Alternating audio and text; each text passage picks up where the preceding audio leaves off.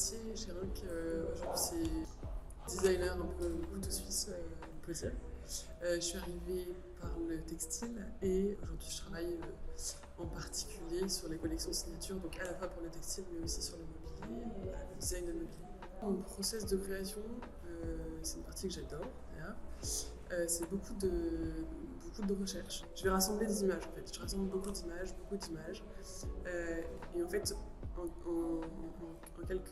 quelques temps, il y a des pistes qui finissent par se dessiner. Et puis en fait, voilà, je remarque que en fait, dans l'air du temps, il y a des choses qui ressortent et qui permettent de donner des grandes directions. Et je vais créer des moodboards, et ces moodboards, je vais les présenter aux équipes qui ont l'expertise technique. Et là, ensuite, on va commencer à discuter comment est-ce qu'on va pouvoir traduire ces images-là.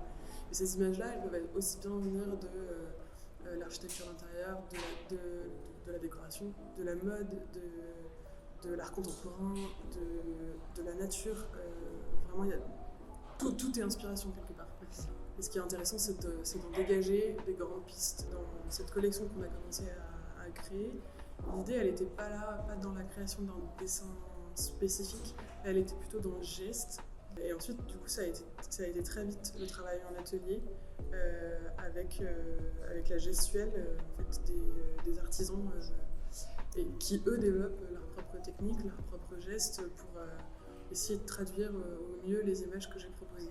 C'est une conversation en fait, entre quelqu'un qui a une expertise technique très précise et qui parfois va pas forcément avoir la capacité de penser au-delà, et moi qui vais dire on pourrait faire ça et peut-être que ça paraît ridicule, mais ça va permettre de trouver autre chose. Et c'est de la même manière, eux ils vont dire ça c'est vraiment impossible, mais je pense à telle technique qui pourrait s'adapter. Et donc c'est un dialogue constant et c'est ça qui est intéressant. En atelier, ils vont avoir des idées complètement saugrenues aussi, mais en même temps ils ont une connaissance très fine des produits qu'ils utilisent. Et ils vont se dire, tiens, je vais tester tel truc avec, je sais pas, je dis n'importe quoi, du cellophane, voyons ce que ça va donner. Et ça donne lieu à des choses auxquelles on ne s'attendait pas du tout.